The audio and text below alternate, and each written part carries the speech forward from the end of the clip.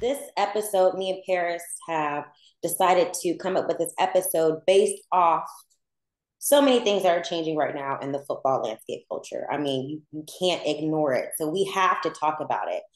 So embracing our blackness, right? We need athletes to embrace their blackness more for many reasons, not just, as far as the racism that's happening and things of that nature, but um, we just need to touch on a few topics today. So, I mean, Paris, I'm so glad that you can join me again out of your busy schedule because you cover so many facets of the sports landscape, not just men's gymnastics or non-contact sports, but even contact sports like college football. So, thank you for coming on today. No, again, it's always good to be here. It's always good to be here because we get to really talk and dive about the topics that, aren't really being discussed, that needs to be discussed, that people want to hear about more.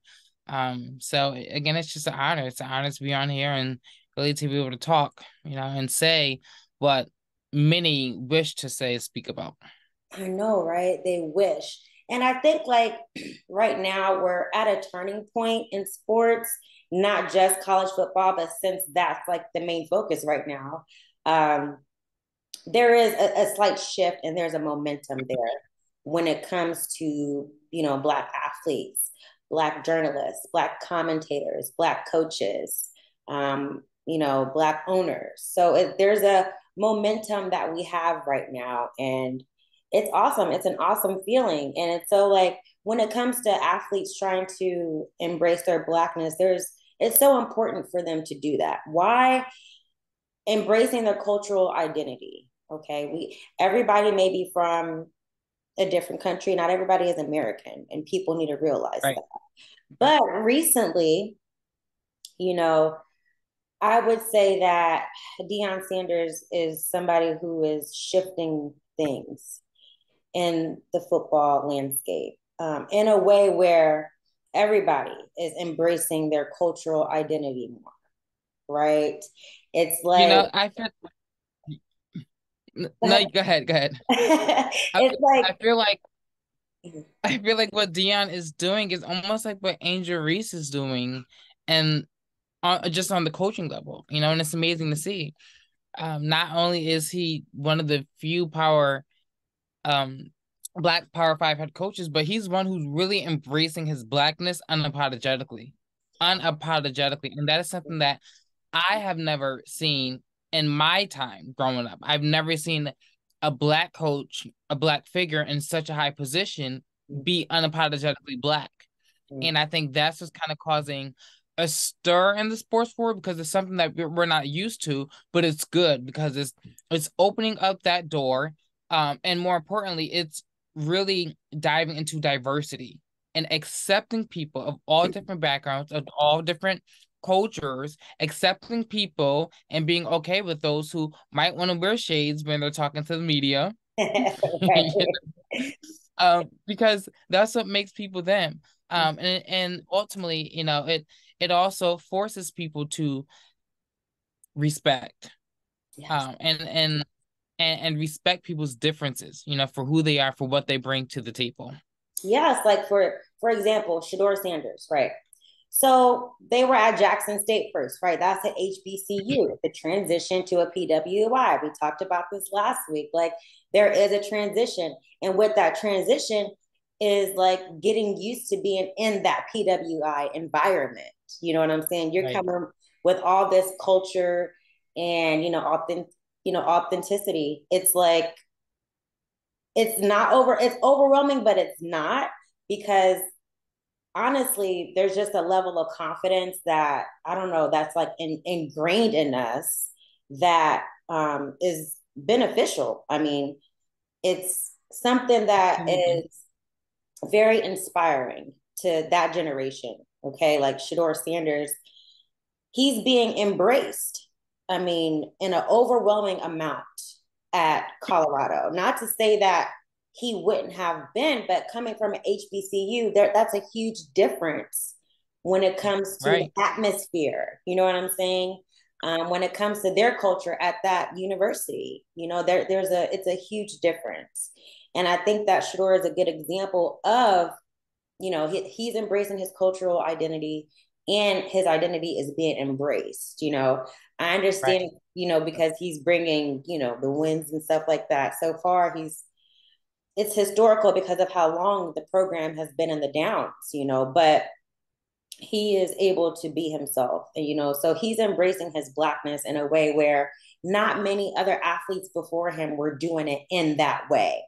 He's doing it in a way where it's like relatable to so many people, Right. you know? Right. Um, and you have to commend him for that. You have to give him his props. You have to give him his respect. Um, Absolutely. even though there is, tussle and bustle in the game. I watched the game. It was super late, but we all know that's because, that's on mountain time. That's in Colorado. Right. Right. And I low key think they didn't want him to wear his shades, but yeah, he was still going to wear his shades. Um, And it really goes to show the importance of having that type of representation. mhm. Um, like you said, it's common for that culture to be around in HBCU, but now it's time for that culture to be pushed and to be immersed in the PWI. Yeah, Because for so long the PWI followed such a I don't want to say traditional, but they followed such a certain guideline that, anything that kind of went outside of it, it was something that was strictly against, or strictly not encouraged.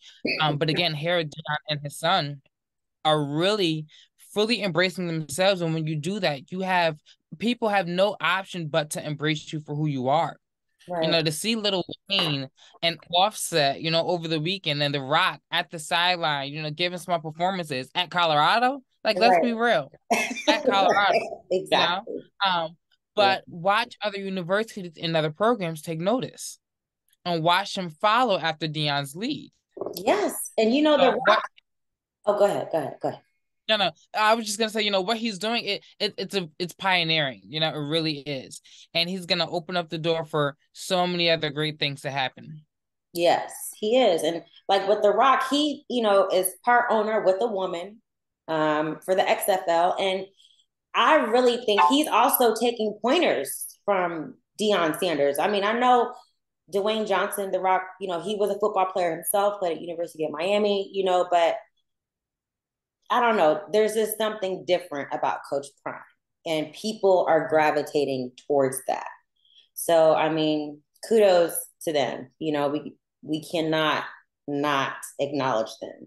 I hate when I have double And negatives, anyways. And I gotta say this too, because it was something that over the weekend kind of shocked me a little. Mm-hmm. You had Coach Prime, and this was something that wasn't even talked about. You had Coach Prime Mm-hmm. who faced Colorado State, Jay Norvell. And to many people's shock, Coach Norvell, Coach Jay, he's a black man. I know. I I'm not sure if other people knew that. I'm not gonna lie, I didn't know. know. I know. But you had two black head coaches facing off against each other. Um, but the differences in them, the Big difference differences. in how they represent themselves. And it's no shade, it's no pointing fingers to anyone. Right. Because black is black, and becoming all shapes, all sizes, all personalities. Yes. But it was so intriguing that not only did you have two black head coaches, but it was interesting that one, the media didn't pick up on that. Two, it was almost as if the media didn't want to highlight that or highlight Jay Norvell's blackness, Mm-hmm. which was something that, he's the first black head coach at Colorado State. Exactly. And so it's also kind of interesting how the media and how society depicts what is black and what is not black. Mm-hmm. You have Deion Sanders who's being black unapologetically, but then Right. also you have Jay Norvell. And I mean, he's being black unapologetically too, because he's not going around being somebody else. He's just being himself, Jay. But Yeah. it's funny how society doesn't pick that up as blackness. Mm-hmm. Um, and it's I find it interesting. I just find it really interesting.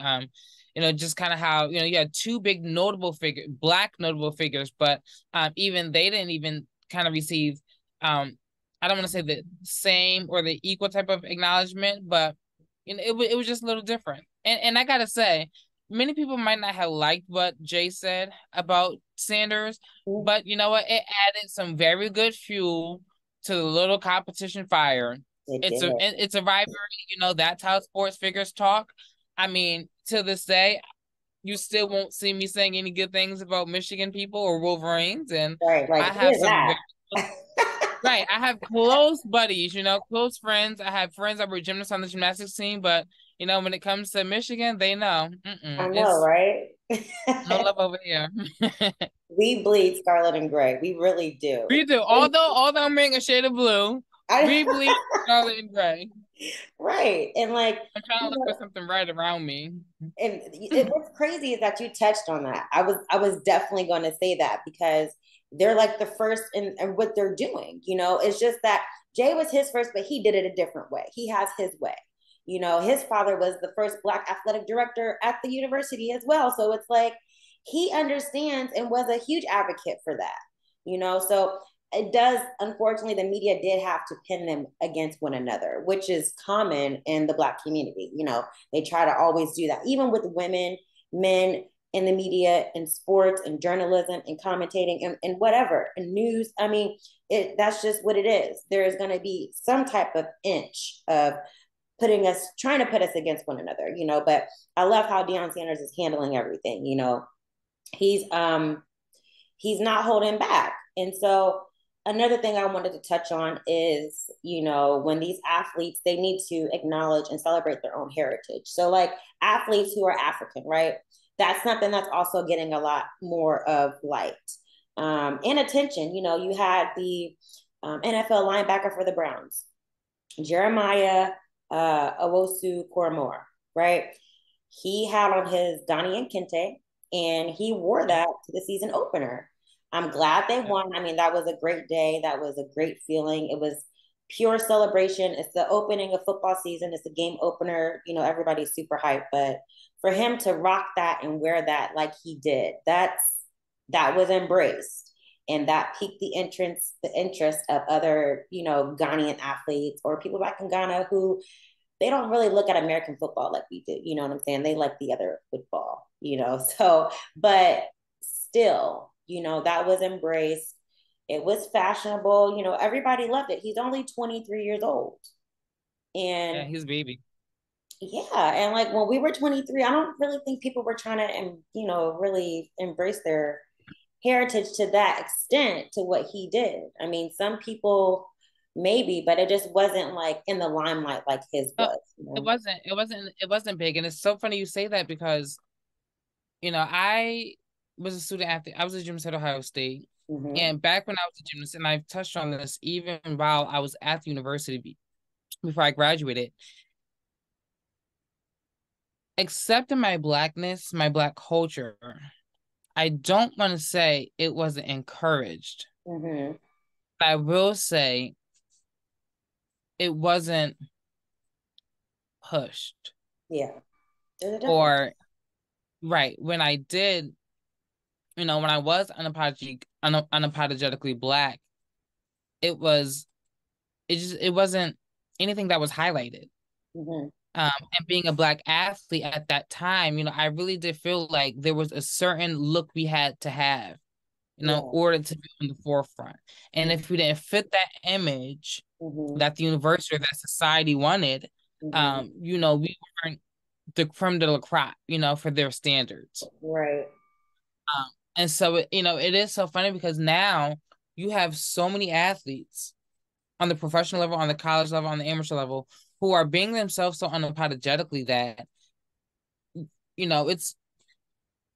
for me, it's mind blowing in a good way though, because it's like just 4 years ago, if you were African, no one would have known, Exactly.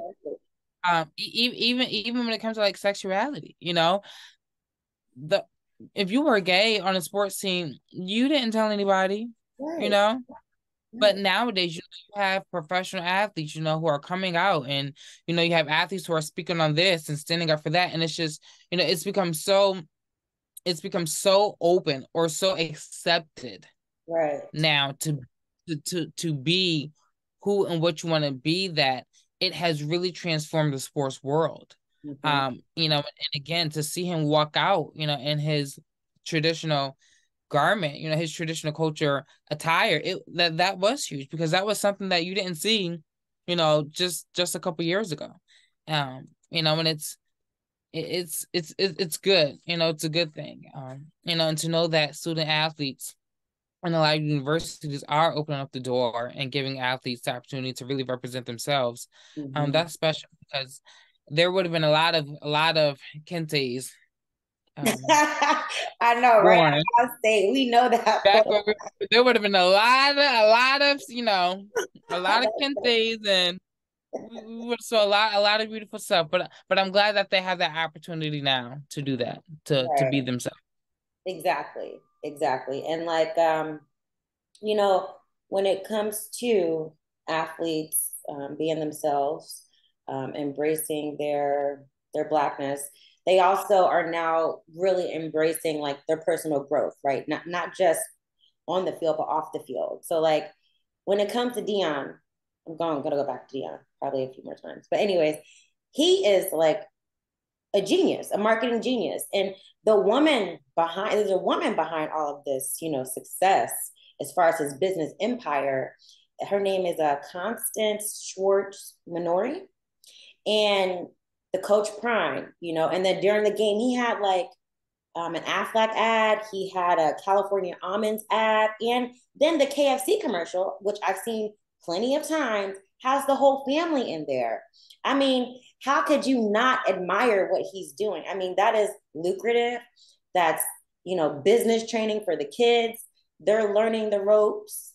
You know what I'm saying? His daughters are learning the ropes because they understand and see that, okay, there's a woman that's helping my dad with this too. And she's helping our family and she's helping the university. She's not just focused just on Deion, but it's a family thing. It's like it's amazing. And that's a You part of that personal growth. That's what people are really leaning into, even though it's always been there. Like when I saw Master P at the game, I was like, yes, okay, that is awesome because he's also another one of those masterminds when it comes to marketing and family with the business and stuff like that, But this is just different because it's on a football landscape. And right now, like I said, it's prime time.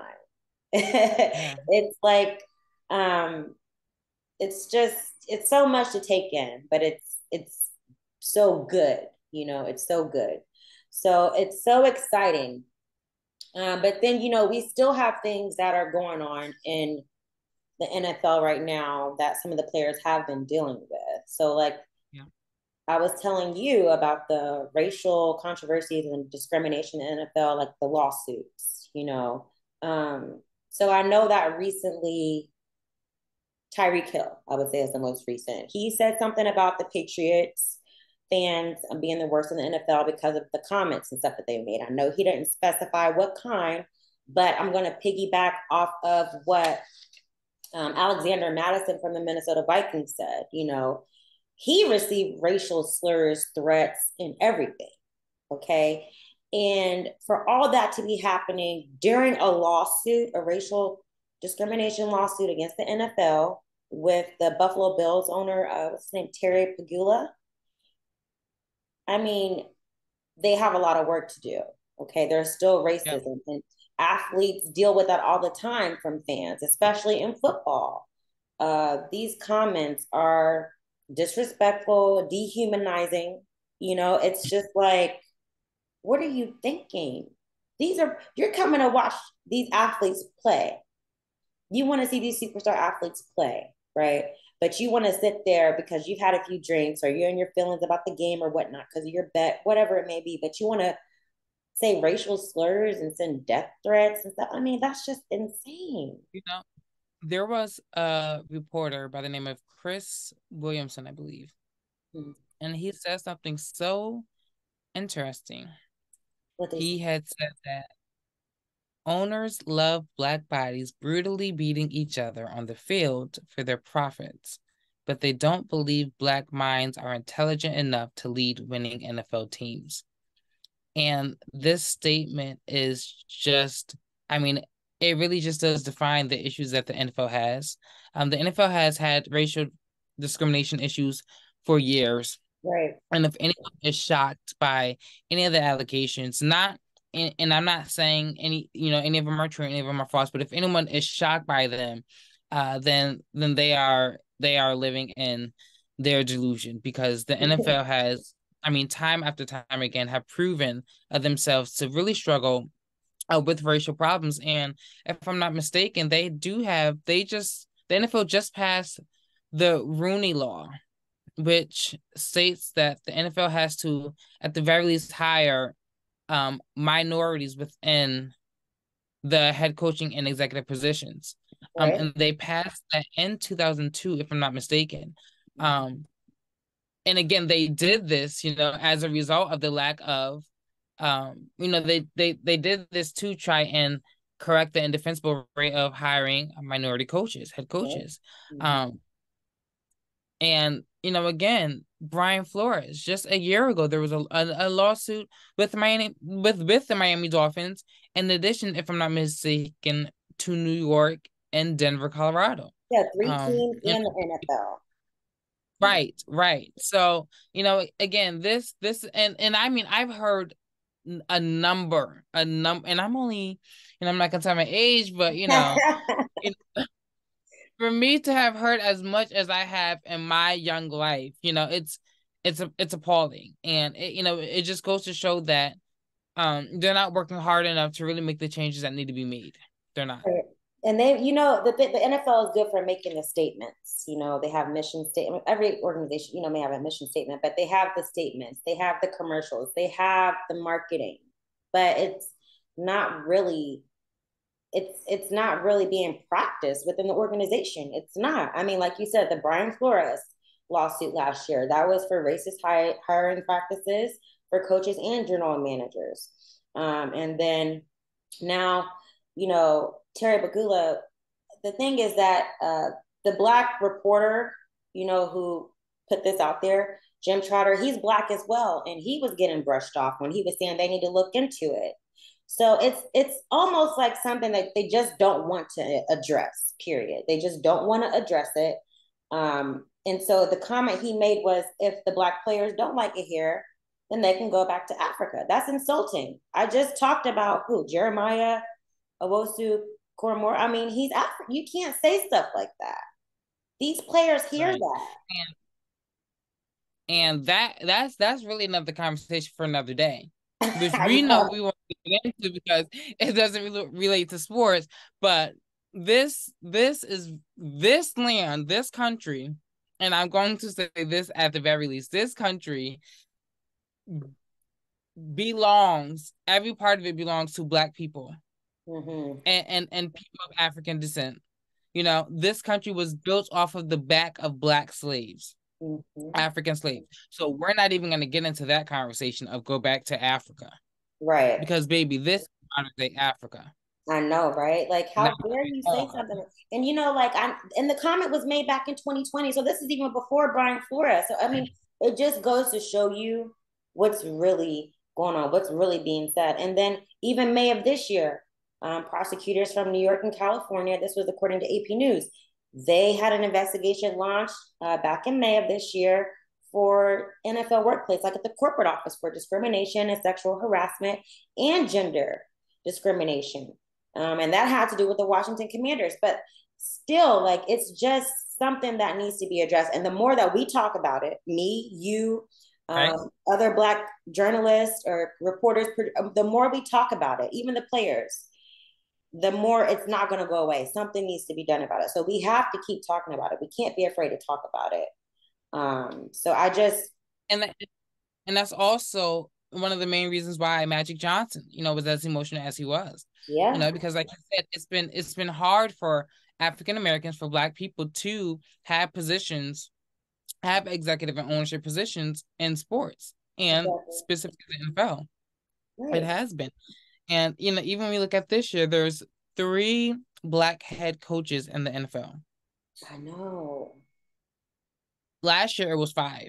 It's bumped down to 3. But again, in a league where there is more than 70% of Black players and only about 9-10% of Black coaches, head coaches, that's a problem. That's a problem. And again, it goes back to that comment that Brian Williamson had made when he said that NFL, the NFL, the owners, they love Black bodies, brutally beating on each other, but they don't like the Black minds, and they don't think that they're intelligent enough to lead NFL positions. It goes back to that statement, and I'm sure that many people also saw the documentary with Colin Kaepernick. Oh yeah, Colin Kaepernick. Oh yeah. Yes, Kaepernick, his Netflix, where he compared it to the slave trade. Yeah, and that's we all know they're not going to let him back in because of this, because of the race thing, because of the Black Lives Matter. They're not going to let him back in, unfortunately. But he's been successful off the field as well. So not going to knock him, but they're not going to let him back in. I just don't really see them giving him a chance, and deeply rooted because of that, just because of that. So they have a lot of work to do. But quickly, I just want to touch on Angel Reese.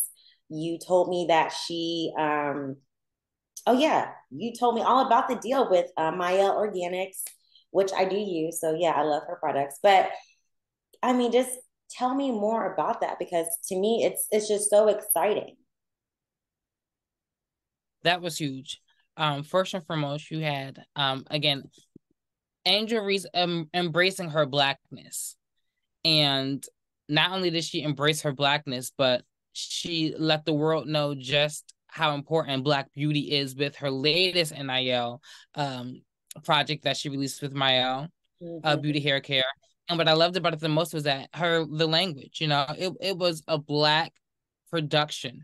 Yeah. From the everything about it, from the set to the people, to the language, the queens, uplift queens, queens love queens, the whole nature of it was Blackness, and she put it on a grand scale, along with her multi-million social media following. That was huge. It was huge for a number of reasons. I know last week in the last episode, we kind of talked about how it could be hard for people of color for young student athletes to land NIL deals, because not every major big brand or company can really cater towards us, towards our lifestyle, our fashion needs, our health needs, hair care. So that's where a lot of these Black brands, sometimes smaller brands, have to kind of like fill in that gap for us to provide those deals, NIL deals and sponsorships. And this is the perfect example of how one swooped and came in, and now it's on a big broad scale. And I loved it. I loved everything about it. From her edges that she mentioned that relayed, again to the production, the set. It was amazing. It was really amazing to see.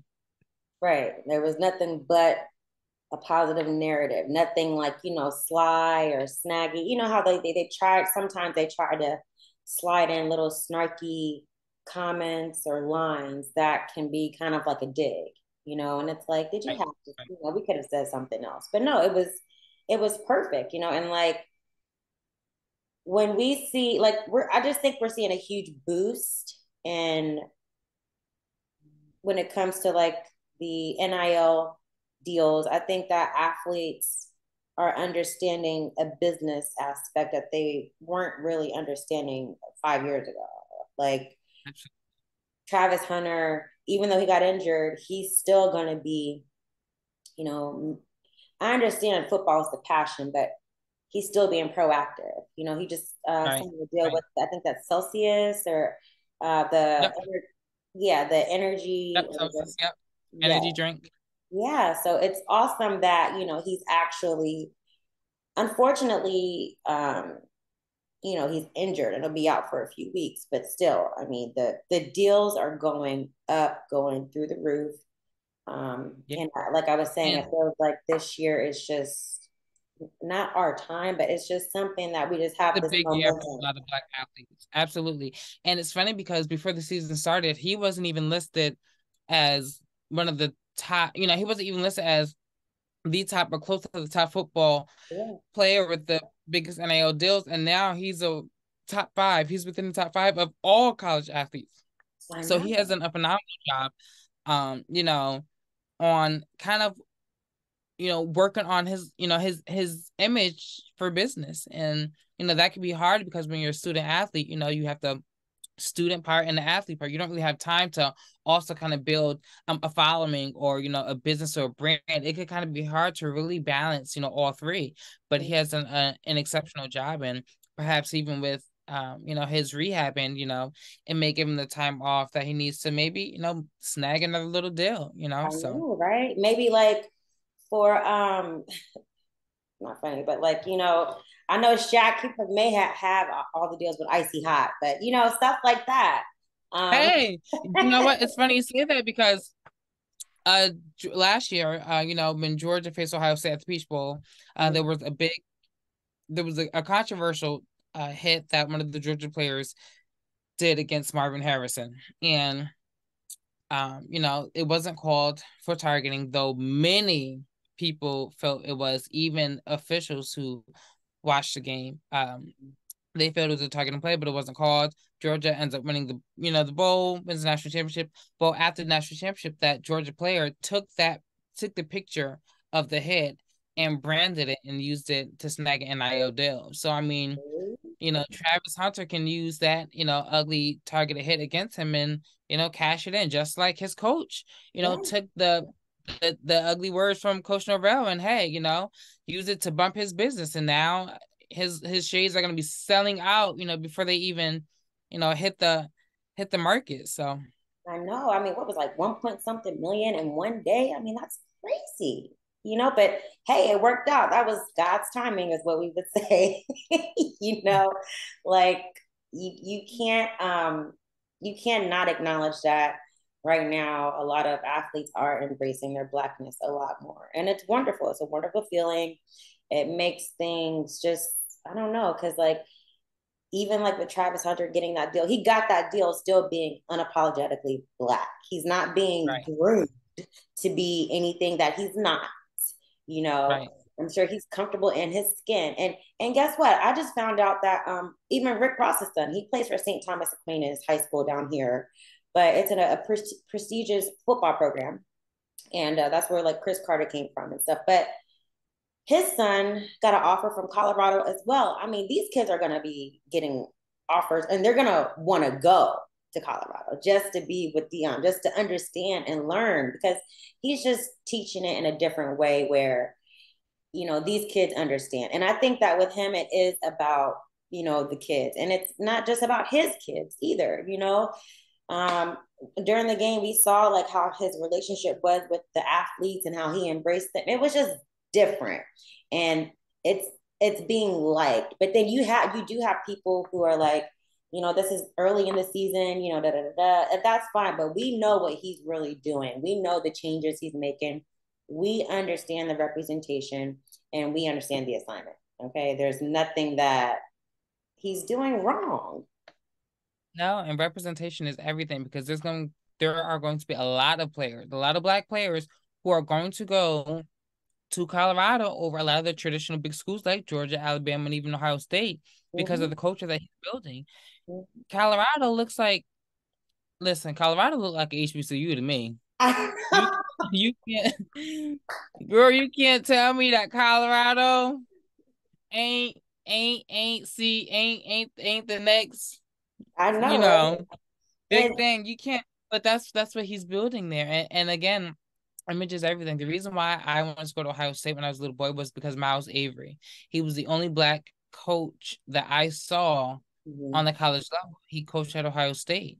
And he was the sole reason I wanted to go to Ohio State. The sole reason.